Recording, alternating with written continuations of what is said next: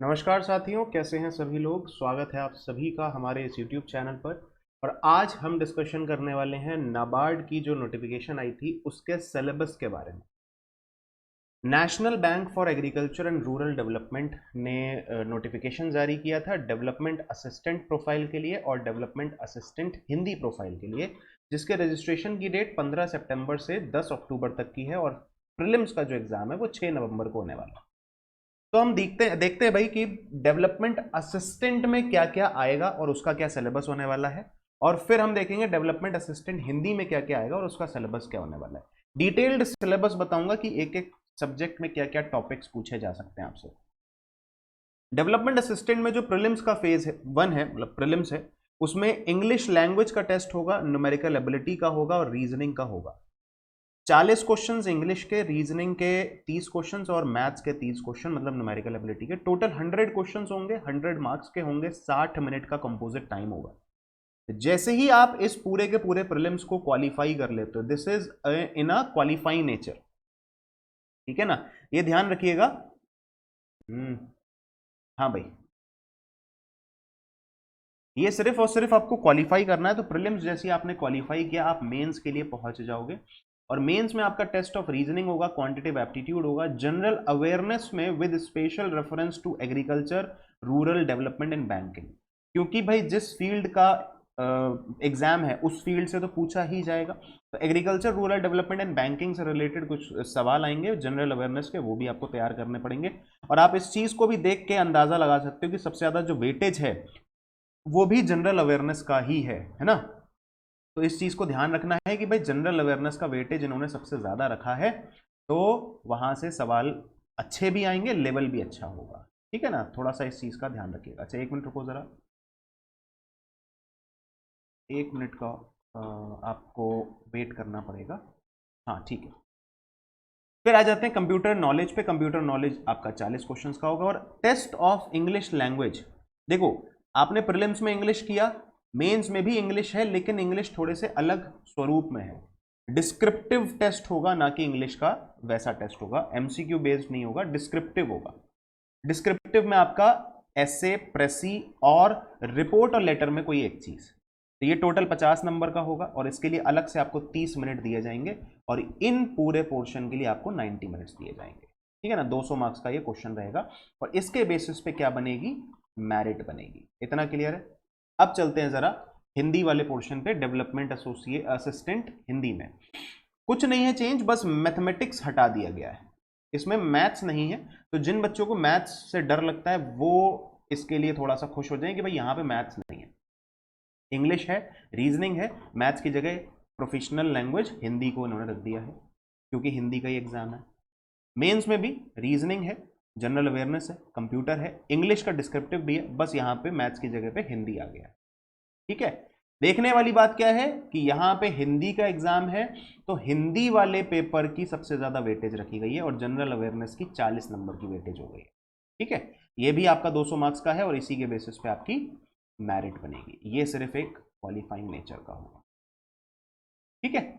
अब जरा एक बार देख लेते हैं कि सिलेबस क्या है। तो इंग्लिश लैंग्वेज में आपका कॉम्प्रिहेंशन आएगा, क्लोज टेस्ट आएगा, filler, sentence error, and then vocabulary based question, sentence improvement, jumbled paragraph, paragraph based questions, paragraph conclusion, paragraph and sentence restatement।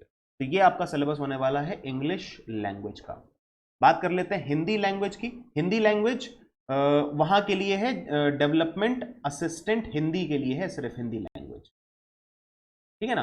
तो डेवलपमेंट असिस्टेंट हिंदी में आपका हिंदी लैंग्वेज आएगा, जिसमें आएगा antonyms, translation of sentences, fill in the blanks, plural. अब यहाँ पे मैंने इंग्लिश में लिख दिया, इसका ये मतलब नहीं कि ये इंग्लिश का पेपर का सिलेबस बता रहा हूँ, ये हिंदी का ही है, लिख आपको मैंने इंग्लिश में दिया है। Plural form, vocabulary, grammar, synonyms, comprehension, error detection, phrases और मुहावरे। देखो यहाँ पे मुहावरे लिख दिया ना।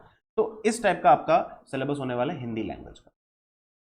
रीजनिंग एबिलिटी में पजल्स आएंगी, सिटिंग अरेंजमेंट्स आएंगे, direction sense, blood relation, syllogism, order ranking, coding decoding, machine input, inequality, alphanumeric symbol series, data sufficiency, logical reasoning, statement and assumption, passage inferences, conclusion and argument. मतलब ये जो है पूरा का पूरा लॉजिकल रीजनिंग का है, एलआर का पार्ट है। ये आपका एक क्रूशल पार्ट होता है, ये क्रूशल पार्ट होता है, ये मेंस लेवल का चीज होती है। बाकी सब तो प्रीलिम्स का होता है ना। तो ये पूरा का पूरा जो सिलेबस है आपका प्री प्लस मेंस का दे दिया है मैंने, ठीक। इसमें से प्री में भी आएगा कुछ, मेंस में भी आएगा कुछ, ठीक। लेकिन अगर मेंस के लिए देखें तो पूरा का पूरा सिलेबस है, प्री के लिए देखें तो कुछ चीज़ें इसमें से हट जाएंगी, जैसे एलआर है वो प्री में नहीं आएगा आपका, मशीन इनपुट है वो प्री में नहीं आएगा, डेटा सफिशिएंसी वो प्री में नहीं आएगा, बाकी सब कुछ प्री में आएगा, ठीक।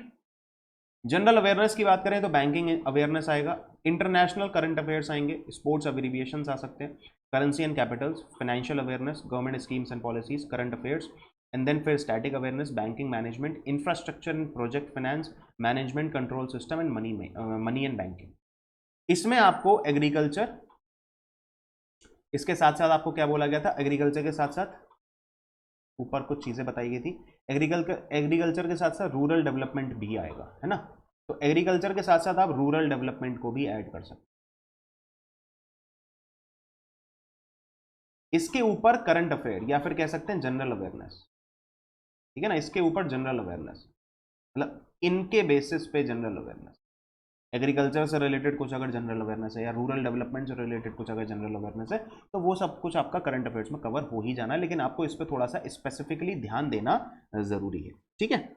आगे चलते हैं कंप्यूटर्स में, फंडामेंटल्स ऑफ कंप्यूटर बेसिक है, future of computer, security tools, networking software and hardware, history of computer, basic knowledge of the internet, computer language, computer short keys, database, input output devices and MS office. एकदम basic syllabus है computers का, बहुत ज़्यादा advance नहीं है, 9th भी नहीं कहूँगा, 8th 9th तक का जो सिलेबस होता है वही है, बहुत ज़्यादा डीप में नहीं घुसे हैं, ठीक है।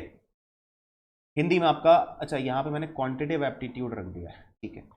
क्वांटिटेटिव एप्टीट्यूड में simplification approximation, basic calculation, quadratic equation, time and work, speed time distance, simple interest, compound interest, data interpretation, number series, arithmetic problems, मतलब वर्ड प्रॉब्लम्स जिसे हम कहते हैं, volume, problems on LCM HCF, quadratic equation, probability and profit loss. तो ये आपका एक basic quants का सिलेबस है जो कि आपके प्री में भी आएगा, मेंस में भी आएगा, क्लियर है। तो ये कुछ सिलेबस का पार्ट था जो कि आपके डेवलपमेंट असिस्टेंट हिंदी और डेवलपमेंट असिस्टेंट प्रोफाइल के लिए नाबार्ड के डिपार्टमेंट में जो रिक्रूटमेंट निकला उससे रिलेटेड पूरा का पूरा सिलेबस था, ठीक है ना।